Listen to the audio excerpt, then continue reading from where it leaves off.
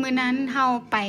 โบสถ์นำแม่ย่าน่ะก็ไปกินข้าวสามัคคีหยังนำกะเจ้าเพื่ออยากหาหมู่ใหม่นั่นเนี่ยน่ะก็เลยไปเจอคนหนึ่งก็ถามว่าเราเฮ็ดเวียกเกี่ยวกับหยังเราว่าเฮ็ดเวียกเกี่ยวกับดูแลผู้เฒ่า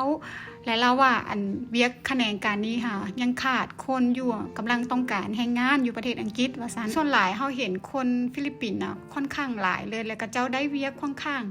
ดีแล้วก็เป็นเวียกที่บ่ค่อยใช้แรงงานหนักขนาดทุกคนแล้วเฮาก็มาตั้งคำถามว่าเป็นหยังคนประเทศนี้ก็เจ้าคือได้เวียกดีแท้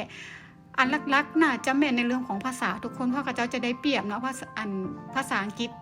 ก็เป็นภาษาทางการอยู่แล้วที่ใช้อยู่ในประเทศฟิลิปปินส์นะเฮาก็คิดใส่คนประเทศเฮาน่ะหลายคนก็มีทักษะในเรื่องของการเกษตรบ่ในเรื่องการแพทย์หรือว่าบางคนมีฮอดใบเซอร์เกี่ยวกับการดูแลผู้เฒ่าพุ่นน่ะไปเรียนมาคักแน่แต่ประเด็นก็คือ